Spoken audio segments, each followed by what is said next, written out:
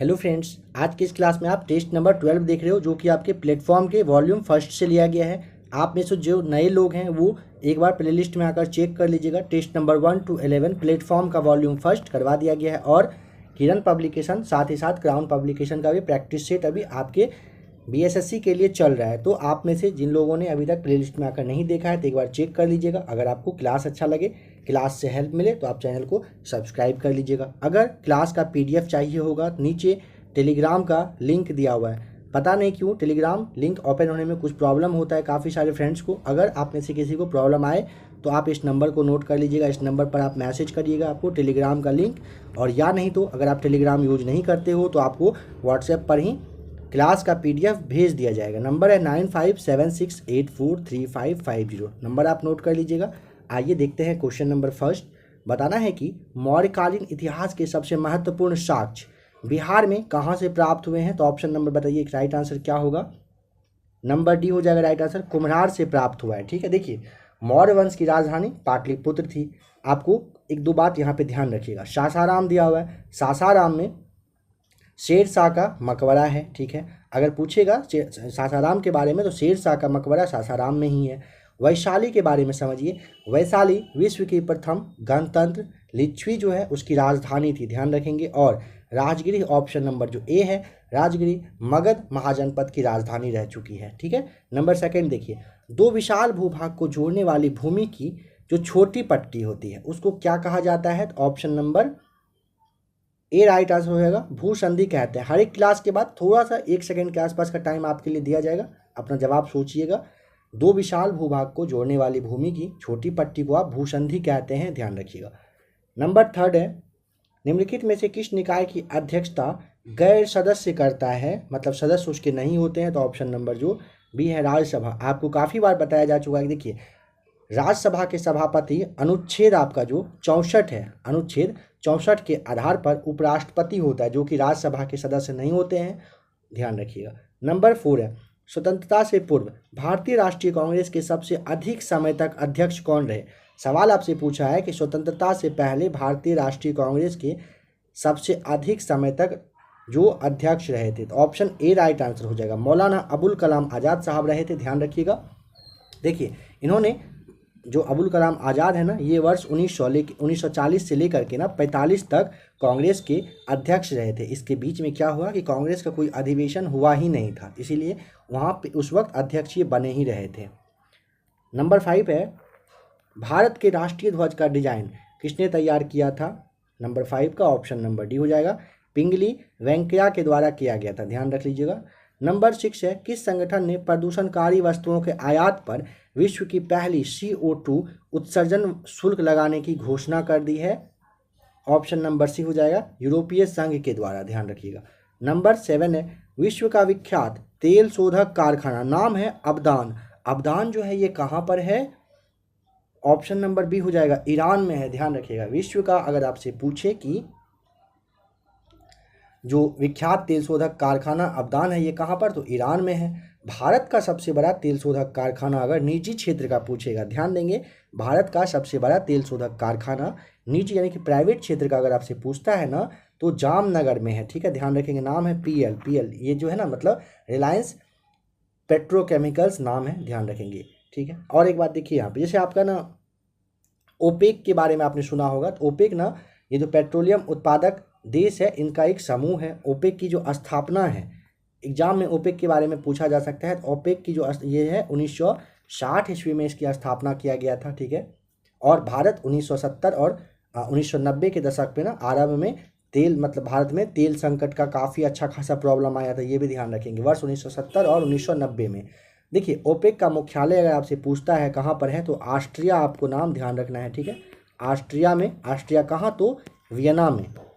किसका, इसका जो आपका ओपेक है इसका मुख्यालय है। ठीक है, नंबर 8 है, नंबर 8 नहीं, हाँ नंबर 8 अब देखेंगे। देखिए हमारे संविधान में न्यायिक समीक्षा की धारणा किस देश के संविधान से लिया गया है। नंबर बी हो जाएगा, USA से लिया गया है। भारत का संविधान किस तिथि को स्वीकार किया गया था। स्वीकार करने के बारे में पूछा है ना तो 26 नवंबर 1949 को, ध्यान देंगे 26 नवंबर 1949 को संविधान बनकर तैयार हो गया था और संविधान सभा ने उसे मतलब स्वीकार अंगीकार कर लिया था। 26 जनवरी 1950 से इसे लागू कर दिया गया। अगर पूछेगा कब से तो 26 जनवरी 1950 से ये लागू हो चुका है। नंबर 10 है, भारत में प्रधानमंत्री तब तक अपने पद पर रह सकता है जब तक उसे प्राप्त होता है। क्या प्राप्त होता है? नंबर 10 का ऑप्शन नंबर सी, लोकसभा का विश्वास जब तक उसे प्राप्त होता है। ध्यान देंगे, अनुच्छेद 75 के ही द्वारा, अनुच्छेद 75 के आधार पर प्रधानमंत्री लोकसभा के बहुमत दल के नेता चुने जाते हैं। किस संविधान संशोधन के द्वारा पंचायती राज व्यवस्था संस्थाओं की संवैधानिक दर्जा प्रदान कर दिया गया था? ऑप्शन नंबर ए, 73वां संविधान संशोधन के द्वारा। ध्यान रखेंगे कि पंचायती राज व्यवस्था को संस्थाओं को ये संवैधानिक दर्जा दे दिया गया था। ठीक है। पीवी नरसिम्हा राव, आपको पता होना चाहिए कि पीवी नरसिम्हा राव के ही प्रयास से वर्ष 1992 में संसद के द्वारा 73वां संवैधानिक संशोधन को मंजूरी दे दिया गया था।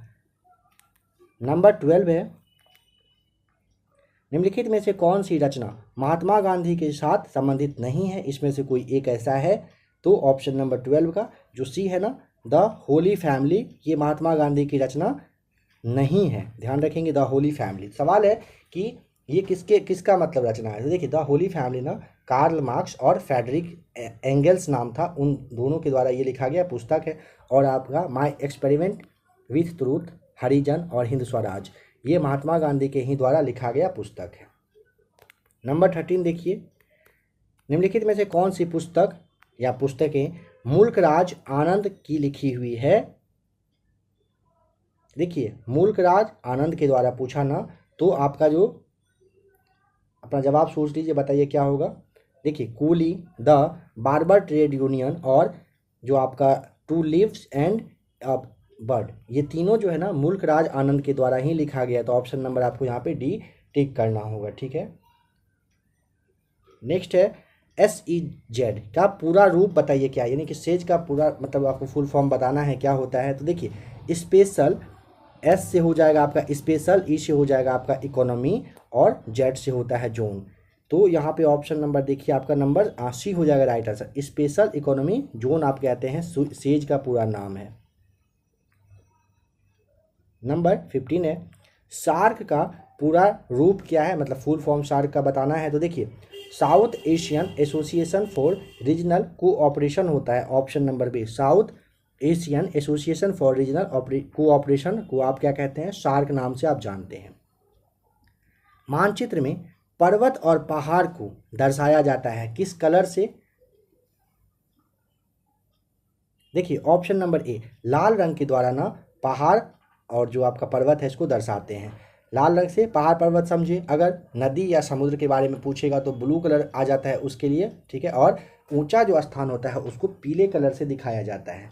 देखिए, अभी आपने जो नंबर 50 देखा ना शार्क, आपको पता होना चाहिए कि शार्क का अगर पूछ ले कि मुख्यालय कहाँ पर है तो काठमांडू, आपको नाम ध्यान रख लेना है। काठमांडू में शार्क का, इस जो आसियान है इसका अगर पूछेगा आसियान का मुख्यालय तो जकार्ता नाम आपको ध्यान रखना है। और आपका अगर पूछता है यूनेस्को का कहाँ पर है, यूनेस्को, तो आपको पेरिस बताना है मुख्यालय है। ठीक है। तो आइए नंबर 17 देखते हैं। सिल्क यानी कि रेशम का सबसे बड़ा उत्पादक देश कौन सा है? नंबर 17 का ऑप्शन नंबर बी हो जाएगा, चीन है। चीन पहले भी रहा है। देखिए, रेशम का सबसे बड़ा निर्यातक देश अगर पूछता है ना तो चीन है। रेशम उत्पादक में दूसरा स्थान अगर पूछे किस देश का है तो आपके भारत का है।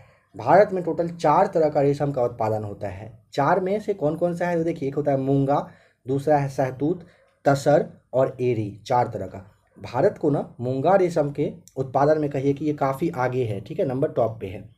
कारगिल अघोषित युद्ध के समय पाकिस्तान का प्रधानमंत्री कौन था? 18 का ऑप्शन नंबर बी हो जाएगा, नवाज शरीफ। देखिए, कारगिल जो युद्ध है ना वर्ष 1999 में हुआ था। उस वक्त भारत के प्रधानमंत्री अटल बिहारी वाजपेयी थे और पाकिस्तान के प्रधानमंत्री नवाज शरीफ रहे थे। आपको पता होना चाहिए कि भारत और पाकिस्तान के बीच ना अभी तक में टोटल 4 युद्ध हुआ है। ठीक है। पहला हुआ था वर्ष 1947-48 में, दूसरा 1965 में। पहला देखिए आपका 1947-48 में, दूसरा हुआ था 1965 में, तीसरा 1971 में हुआ था और चौथा 1999 में हुआ था। ठीक है। नेक्स्ट क्वेश्चन है, जंप बॉल शब्द किस निम्नलिखित में से किससे संबंधित है? जंप बॉल, तो ऑप्शन नंबर सी हो जाएगा, बास्केटबॉल से संबंधित होता है। बताना है कि उस अमेरिकी नागरिक आंदोलन कार्यकर्ता का नाम क्या है जिन्होंने अपना जो प्रसिद्ध भाषण दिया था, आई हैव अ ड्रीम। ये किसका है? तो option number B, Martin Luther King Junior के द्वारा कहा गया था आई हैव अ ड्रीम। देखिए, उत्तरी अमेरिकी नागरिक आंदोलन जो कार्यकर्ता थे, नाम मार्टिन लूथर किंग थे, जिन्होंने की प्रसिद्ध ये मतलब कहिए कि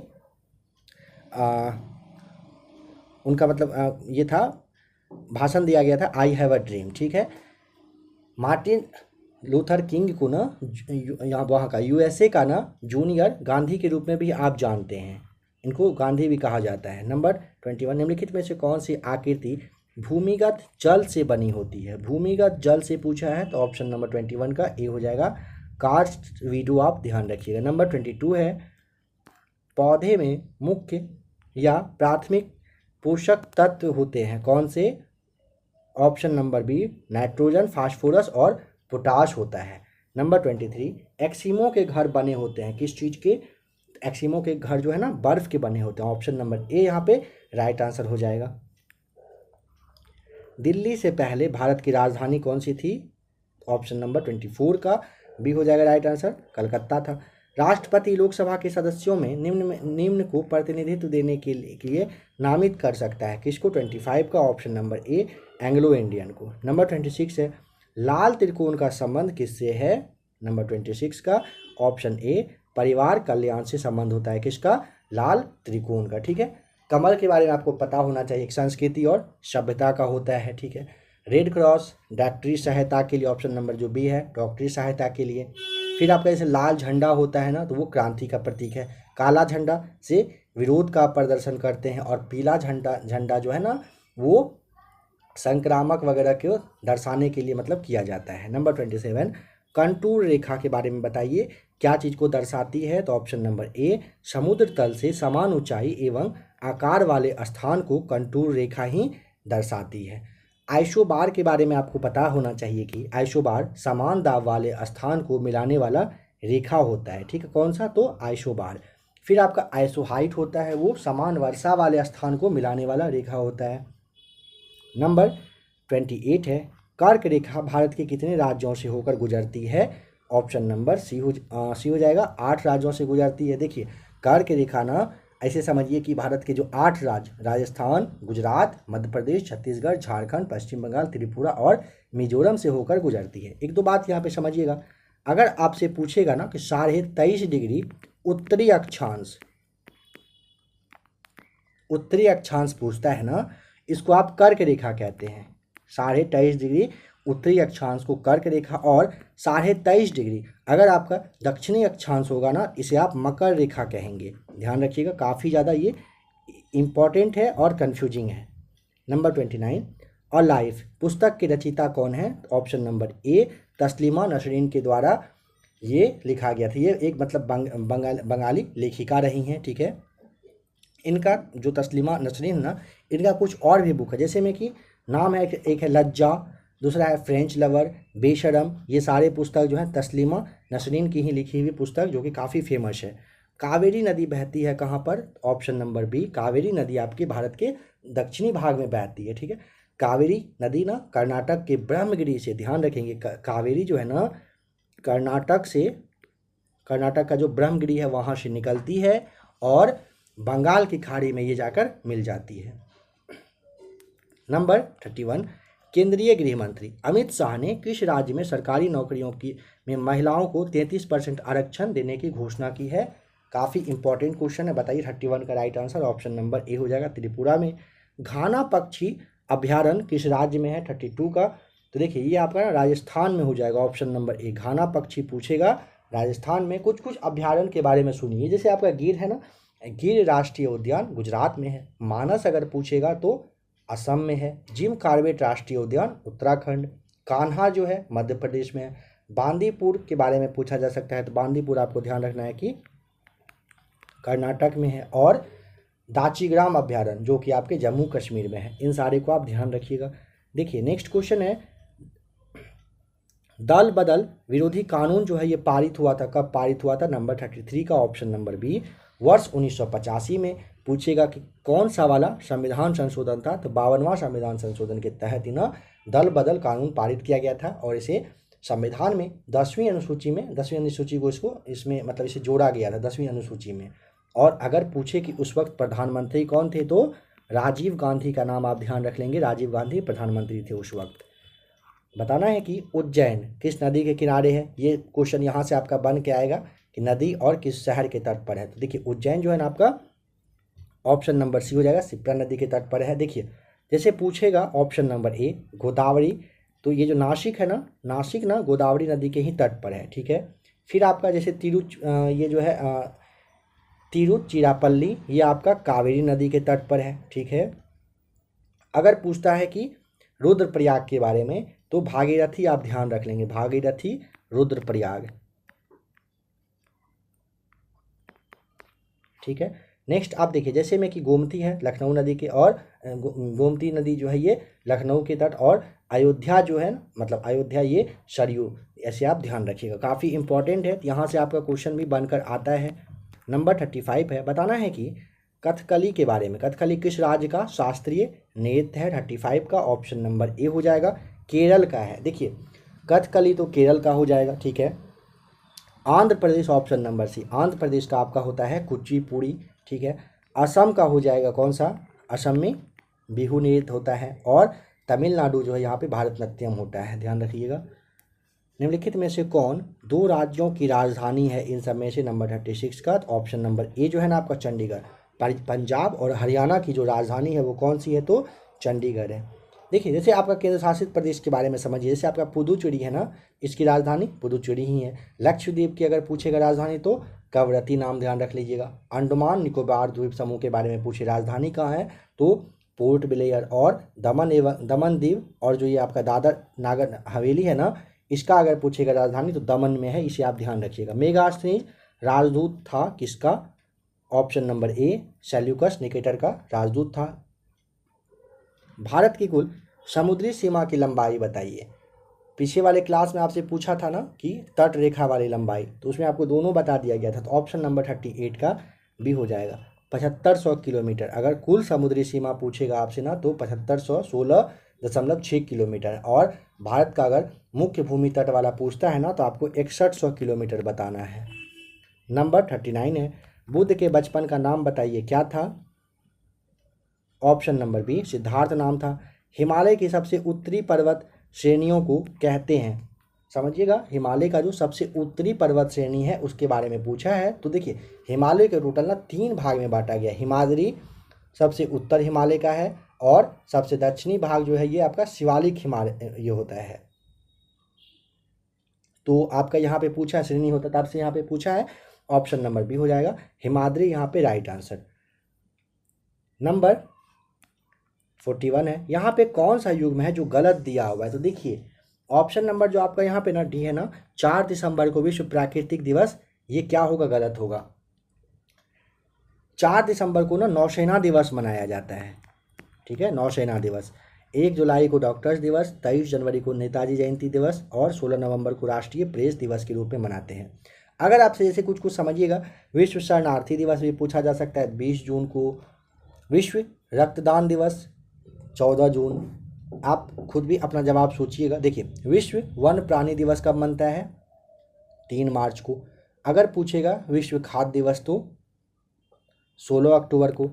पृथ्वी दिवस 22 अप्रैल, और विश्व जो है स्वास्थ्य दिवस अगर पूछेगा तो 7 अप्रैल को। ध्यान रखिएगा, थोड़ा सा टाइम दिया गया था ताकि आप भी खुद भी सोच पाएँ। देखिए पृथ्वी का जो सबसे भीतरी परत है वो क्या कहलाता है, ऑप्शन नंबर सी क्रूर कहते हैं, और इसे आप नीफे के भी नाम से जानते हैं। दोनों में से जो देगा आपको आराम से टिक करना है। मदर ऑफ इंडियन रिवॉल्यूशन किसे कहा जाता है, 43 का ऑप्शन नंबर बी होगा मैडम कामा को। देखिए मदर ऑफ इंडियन रिवॉल्यूशन अगर आपसे पूछेगा, मैडम जो भीखाजी कामा है इन्हीं को कहा जाता है, ठीक है। और देखिए जैसे यहाँ पे आपका ना जो विजय लक्ष्मी पंडित है ना, इनके बारे में समझिए। यूएनओ की जो महासभा हुआ था ना, महासभा की जो पहली महिला अध्यक्ष थी ना, ये विजय लक्ष्मी पंडित ही रही थी, ठीक है। और जो ऑप्शन नंबर डी है सुचेता कृपलानी, ये पहली महिला मुख्यमंत्री रह चुकी हैं। नंबर 44 है भारत में भ्रंश घाटी का उदाहरण कौन सा नहीं है, आपको बताना है। 44 का ऑप्शन नंबर ए हो जाएगा, गंडक नदी नहीं है। गंडक जो है ना नेपाल यानी कि हिमालय से निकलती है, जो कि गंगा की सहायक नदी है। बाद बाकी ताप्ती नर्मदा जो है ये आपका भारत में भ्रंश घाटी का ही उदाहरण है। बताना है कि शाइलॉक नामक पात्र विलियम शेक्सपियर की किस रचना का पात्र है। शाइलॉक के बारे में बताना है 45 का option number C, Merchant of Venice आपको ध्यान रखना है, ठीक है। इसरो द्वारा चंद्रयान 3 को कब प्रक्षेपित करने का लक्ष्य रखा गया है। 46 का ऑप्शन नंबर ए होगा, वर्ष 2022 में ही रखा गया है। भौतिक विज्ञान के क्षेत्र में वर्ष 2021 का नोबेल पुरस्कार किसे दिया गया है, तो 47 का ऑप्शन नंबर आपका देखिए, जो आपका स्क्यूरो मनाबे है, जॉर्जियो पारिसी है और क्लाउस हैसलमैन है। इन तीनों को वर्ष 2021 का भौतिकी का ये मतलब कि नोबेल पुरस्कार दिया मतलब गया है। तो ऑप्शन नंबर यहाँ पे ई हो जाएगा आपका बिल्कुल राइट आंसर। 48 देखते हैं, बताइए कि फोबोस किस ग्रह का निकटतम और सबसे बड़ा चंद्रमा है। ऑप्शन ए हो जाएगा मंगल का। देखिए फोबोस और जो आपका ये मंगल ग्रह का ना 2 चंद्रमा है, कौन सा, फोबोस और एक है डिमोस। इन दोनों को तो आपको ध्यान रखना ही रखना है, ठीक है। समझिएगा कि मंगल ग्रह सौर मंडल में सूर्य से चौथा ग्रह है। मंगल ग्रह को आप लाल ग्रह के भी नाम से जानते हैं। और पृथ्वी का निकटतम अगर आपसे तारा पूछ लेगा कौन होता है तो शुक्र होता है, ध्यान रखिएगा। और मंगल ग्रह के बारे में एक बात समझिए, अगर पूछिए कि मंगल ग्रह पर पलायन वेग कितना होता है, यह सवाल आपसे पूछा जा सकता है कि मंगल ग्रह पर पलायन वेग, तो आपको देखिए 5.027 किलोमीटर पर सेकेंड आपको बता देना है, ठीक है। देखिए ICC women's cricketer of the year 2021 किसे चुना गया है। 49 का बताना है, क्या राइट आंसर हो जाएगा। ऑप्शन नंबर ए, ये जो आपकी स्मृति मंधाना है, इनको ICC women's cricketer of the year 2021 चुना गया है। राष्ट्रीय बाल अधिकार संरक्षण आयोग के अध्यक्ष के रूप में किसे फिर से चुना गया है, यानी कि जो दोबारा चुना गया है, तो प्रियांक कानूनगो को चुना गया है। नंबर 51 यहाँ से आपका साइंस का 25 क्वेश्चन है।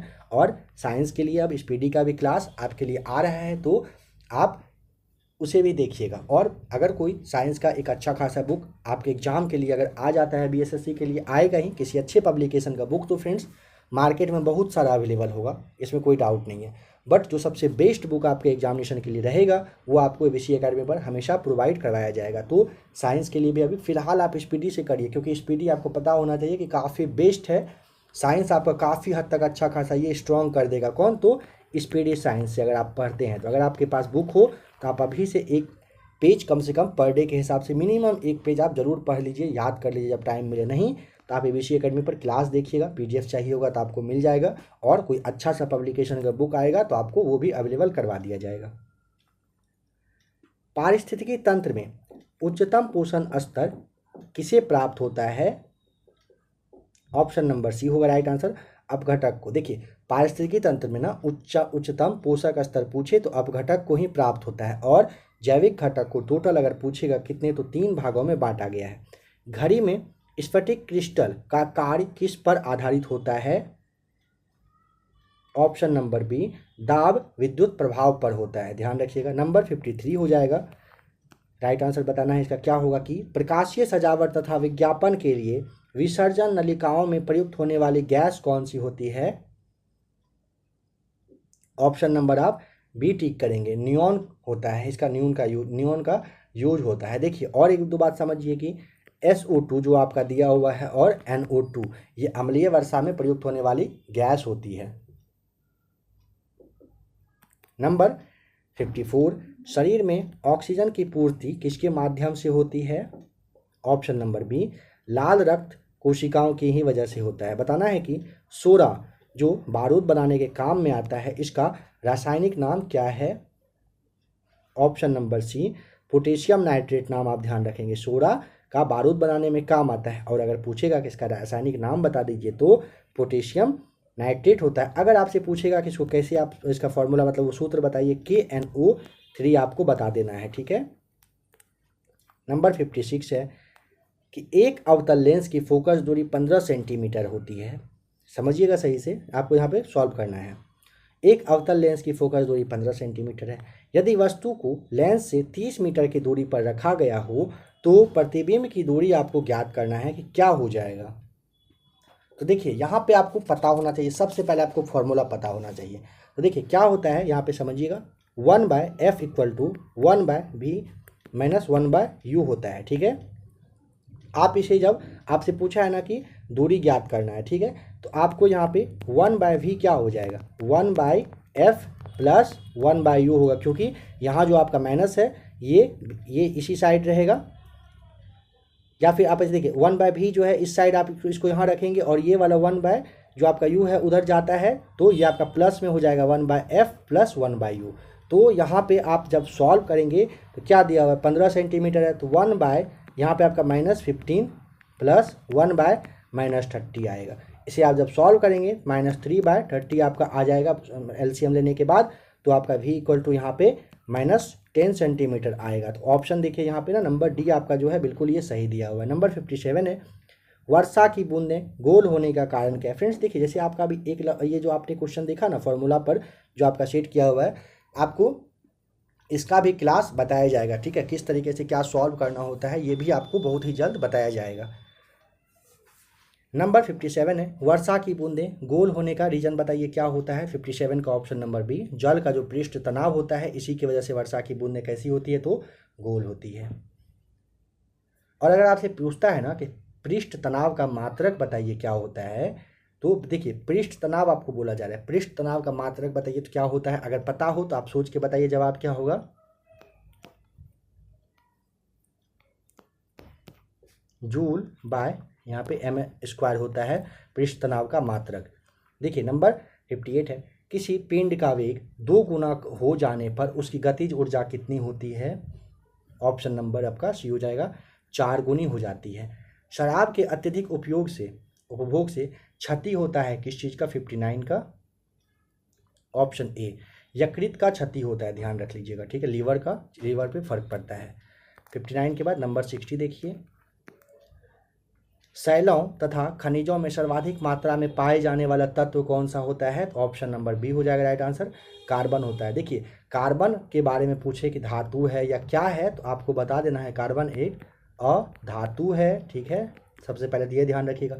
इसकी परमाणु संख्या पूछेगा तो टोटल 6 होता है। इसको पूछेगा किस ब्लॉक में रखा गया है, तो आप इसे पी ब्लॉक में रखते हैं। अगर पूछे कि आधुनिक आवर्त सारणी में इसी को जो मतलब रखा गया है कहाँ पर, तो 4 के ए में रखा गया है। ठीक है, और कार्बन के टोटल 2 मतलब मुख्य कहिए कि रवादार अपरूप होते हैं, जो आपका कौन कौन सा, तो एक होता है हीरा, दूसरा होता है ग्रेफाइट। ठीक है, और जैसे हीरा है तो इसमें हीरे में भी समझिए कि काला हीरा होता है, काला हीरा को ना बोट कहा जाता है। ठीक है, और ग्रेफाइट जो है ये आपका विद्युत का सुचालक होता है।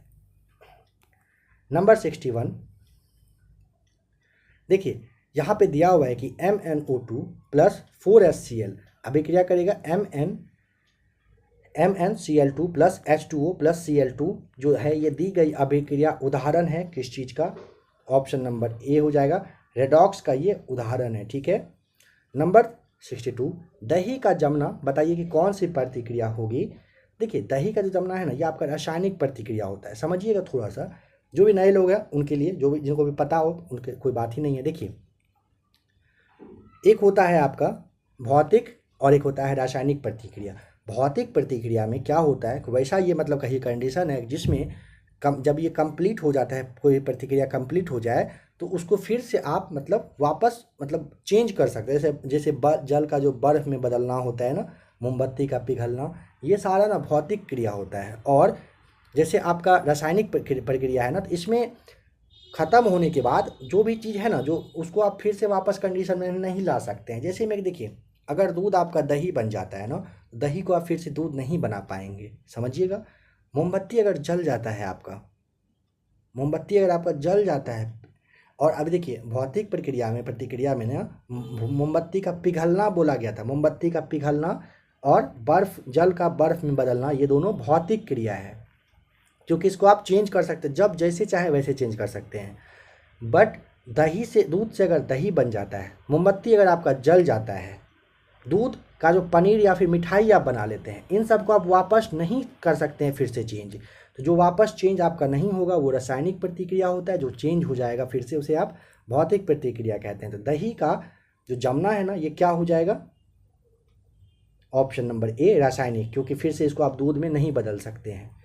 ऑप्टिकल फाइबर होता है ऑप्शन नंबर बी, कांच का बना हुआ। ऑप्टिकल फाइबर अगर पूछेगा इसका तो ये कांच का बना हुआ होता है, ये एक प्रकार का रेशा होता है। पूछेगा तो ध्यान रख लीजिएगा, एक प्रकार का ये रेशा ही होता है। आधुनिक आवर्त सारणी में अंतिम उपधातु कौन सा है 64 का, बताइए। ऑप्शन नंबर बी हो जाएगा पोलेनियम। आधुनिक आवर्त सारणी में पोलेनियम सबसे अंतिम उपधातु होता है। पोलेनियम का जो सर्वाधिक संख्या में इसमें कहिए कि समस्थानिक पाया जाता है, ठीक है। और पोलोनियम मानव के द्वारा बनाया गया पहला तत्व है, ये भी ध्यान रखेंगे, पहला तत्व है ये मानव के द्वारा बनाया गया। पोलोनियम के अगर आपसे पूछता है कि परमाणु संख्या बताइए कितना है, तो 84 आपको बताना है, ठीक है। पोलोनियम का मुख्य जो आपका समस्थानिक की संख्या अगर आपसे पूछ लेता है ना, तो आपको बताना है टोटल 210 होता है, ठीक है, 210 है। देखिए नेक्स्ट क्वेश्चन है, यदि अम्ल की प्रतिक्रिया जिंक के टुकड़े से कराई जाए तो कौन सी गैस निकलती है। ऑप्शन नंबर ए हो जाएगा हाइड्रोजन गैस निकलती है, ठीक है। और जिसे आपका ये जो है ना जिंक, इसे आप ZN से डिनोट करते हैं, ठीक है। नेक्स्ट है ध्वनि तरंगों की गति, बताइए कि 700 ms-1 जो है ये ध्वनि तरंगे 7 किलोमीटर की यात्रा करने में समय लेगा। तो देखिए एक बात समझिएगा कि ध्वनि तरंग 7 किलोमीटर की जो यात्रा करेगी उसमें आपका वो 10 सेकेंड का ही बस टाइम लेता है, ठीक है। इसे आपको सॉल्व करना होता है, तो ऑप्शन नंबर यहाँ पे आपका सी हो जाएगा राइट आंसर। नंबर 67 देखिएगा, मीथेन गैस बनती है, नंबर कैसे बनती है, तो देखिए 67 का ना, चाहे तो वीडियो को आप यहाँ पे अभी के अभी रोक लीजिए, नहीं तो इसका आप जवाब सुनिए। Option number A, methane gas ना सोडियम एसीटेट को सोडा लाइम के साथ आप जब गर्म करेंगे तो आपका मीथेन गैस बन के तैयार हो जाता है। मीथेन गैस जिसे आप CH4 कहते हैं, CH4 को ही आप, इसे मीथेन गैस को आप मार्स गैस भी कहते हैं। ध्यान देंगे कि जो आपका कोयले के खान में जो विस्फोट वगैरह होता है ना, उसका मुख्य जो रीजन होता है ना, वो मीथेन गैस के ही वजह से होता है। हीरा और ग्रेफाइट में मुख्य अंतर बता दीजिए क्या है 68 का, ऑप्शन नंबर ए। देखिए चतुष्फलकीय संरचना एवं षष्ठकोणीय संरचना, हीरा और ग्रेफाइट में अंतर यही है। आप समझिएगा कि हीरा जो है, फ्रेंड्स जो भी बात अभी आप देख रहे हो समझ रहे हो, कोशिश करिएगा दोबारा आपको फिर से इन सारे क्वेश्चंस पे सामने जब कभी आए तो सोचना ना पड़े। देखिए हीरा जो है ना आपका, सबसे पहले तो हीरा आपका कठोर होता है, विद्युत का अगर पूछेगा तो कुचालक होता है, इसका अपेक्षित घनत्व अगर पूछ ले तो 3.52 होता है, यह पारदर्शी और रंगीन होता है और इसकी आवृत्ति अभी आपने देखा कि चतुष्फलकीय होता है। अब आप ग्रेफाइट के बारे में समझिएगा। देखिए ग्रेफाइट कैसा होता है, तो मुलायम होता है, षष्ठकोणीय संरचना इसका होता है, इसका अपेक्षित घनत्व अगर पूछता है तो 2.52 होता है, यह अपारदर्शी मतलब इसे आप उस साइड नहीं देख सकते, और ये काले रंग का होता है। और आपका संरचना तो देख ही लिया, षष्ठकोणीय संरचना होता है किसका, तो ग्रेफाइट का। बताइए कि शुष्क सेल में जिंक की सतह होती है किस तरीके की, तो ऑप्शन नंबर बी हो जाएगा ऋणात्मक होता है। देखिए शुष्क सेल में जिंक जो है ये ZN है ना आपका, ये कैसा होता है, तो ऋणात्मक होता है। शुष्क सेल में कैथोड या का जो कार्य है ना, ये ग्रेफाइट जिसे आप कार्बन छड़ भी कहते हैं, इसी की मतलब यही करता है। और इसका धनात्मक पूछेगी, धनात्मक या ऋणात्मक होता है, तो यह आपका धनात्मक होता है, ठीक है। नंबर 70 आदर्श गैस नियम के अनुसार गैस का जो ग्राम है अनुक आयतन कितना होता है 70 का, ऑप्शन नंबर आपका डी हो जाएगा 22.4 L। देखिए आदर्श गैस नियम के अनुसार गैस का ग्राम अनुक अगर पूछे ना, तो इसका आयतन अगर पूछेगा 22.4 लीटर होता है, ठीक है। ये मतलब ऑप्शन नंबर आपका यहाँ पे डी हो जाएगा राइट आंसर। नेक्स्ट है 71, देखिए मानव में कौन सा रक्त ग्रुप जो है प्रायः अधिक पाया जाता है, तो ऑप्शन नंबर आपका ना बी हो जाएगा, बी पॉजिटिव सबसे ज़्यादा पाया जाता है। मशरूम है एक, बताइए मशरूम क्या होता है। मशरूम एक प्रकार का ना फंजाई होता है, ऑप्शन नंबर बी ध्यान रखेंगे। इसे परजीवी की श्रेणी में रखा जाता है। अगर पूछेगा किस श्रेणी में इसे आप रखेंगे तो आप इसे परजीवी की श्रेणी में रखते हैं। स्पेक्ट्रम में सबसे ऊपर कौन सा रंग होता है? 73 का ऑप्शन नंबर आपका ए हो जाएगा। स्पेक्ट्रम में सबसे ऊपर लाल रंग होता है, ठीक है। देखिए, और जैसे ऐसे समझिएगा, सबसे ऊपर लाल, फिर नारंगी, पीला, हरा, नीला, जामुनी, बैगनी, इस तरीके से ऊपर से नीचे के क्रम में ये सारे रहते हैं। बैगनी रंग का तरंग दैर्घ्य अगर पूछेगा ना तो सबसे कम होता है। इसका क्या होता है? सबसे कम होता है बैगनी रंग का, ठीक है। और लाल रंग का तरंग दैर्घ्य सबसे अधिक होता है। नंबर 74, कुछ बहुकोषीय सजीव में जैसे राइजोपस, मशरूम और कुछ जीवाणु, एस्परजिल्स इत्यादि का प्रजनन इस प्रकार होता है। 74 ऑप्शन नंबर बी हो जाएगा राइट आंसर। बीजाणु यहाँ पे राइट आंसर हो जाएगा। नंबर 75 यानी आज का साइंस का लास्ट क्वेश्चन देखेंगे। निम्नलिखित में से कौन सा कथन यहाँ पे सत्य है? 75 ऑप्शन नंबर, देखिए, चाहे तो वीडियो को रोक लीजिएगा। आपका जो ऑप्शन नंबर ए है ना, ये सही है। किसी तत्व का द्रव्यमान समान रहता है जबकि स्थान के अनुसार भार बदलते रहता है। ध्यान देंगे कि किसी वस्तु का जो द्रव्यमान होता है ना वो बराबर ही रहेगा, बट जगह के अनुसार ना, कंडीशन के अकॉर्डिंग उसका जो भार है, वेट, वो चेंज होते रहता है। तो option number A right answer हो जाएगा। फ्रेंड्स, अभी आपने टोटल 75 क्वेश्चन देखा, जो कि आपके 75 क्वेश्चन अभी आपने देखा आपके बीएसएससी के लिए प्लेटफॉर्म वॉल्यूम फर्स्ट से लिया गया था। टोटल अभी नेक्स्ट जो आपका 75 क्वेश्चन मैथ्स और रीजनिंग का बचता है वो आपको करवा दिया जाएगा। थोड़ा सा वेट करना है, हर क्लास में आपको बोला जा रहा है आपको थोड़ा सा वेट करना है अभी, ठीक है। अगर आपको अभी ही सॉल्व करना हो तो आपको नंबर दे ही दिया गया है, आप नंबर के थ्रू पीडीएफ ले लीजिए, टेलीग्राम से जुड़कर पीडीएफ ले लीजिए। सारा पीडीएफ टेलीग्राम पे अपलोड हो रहा है, तो आप पीडीएफ लेकर सॉल्व कर सकते हैं, अपने आप को जज कर सकते हैं कितने अच्छे से आपको पता है मैथ्स और रीजनिंग। आशा करता हूँ क्लास आज का अच्छा लगा होगा। अगर क्लास अच्छा लगे तो वीडियो को लाइक करिएगा। बीएसएससी के लिए चैनल को अभी ही आप सब्सक्राइब कर लीजिएगा। बने रहिएगा एबीसी एकेडमी के साथ। वीडियो देखने के लिए आपका बहुत बहुत थैंक्स।